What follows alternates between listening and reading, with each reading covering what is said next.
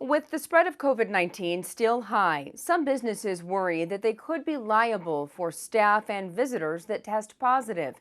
Madison Allworth has the story from a restaurant in New York. Both the lack of liability protection as well as financial protection is making businesses worried as COVID-19 cases continue to soar. I'm at Bab's, a restaurant in New York City that actually had to close down on the 17th when over 50% of the staff tested positive for COVID-19.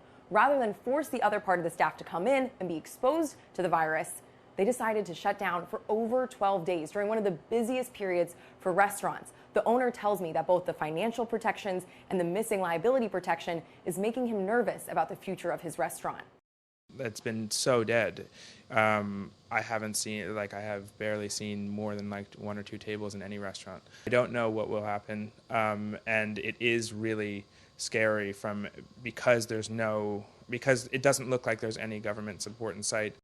And he's not alone. A new report shows that class action settlements reached a high of over $3.6 billion in 2021, compared to over $1.5 billion in 2020 and over $1.3 billion the year before that, partially driven by lawsuits over return to work programs and vaccine mandates. Here at Bab's, they are reopened for dinner, but they are still treading cautiously. Businesses across the U.S. are operating carefully, in some cases implementing even stricter COVID-19 policies to keep both staff and visitors safe and to avoid any potential lawsuits. In New York, I'm Madison Allworth, Fox Business.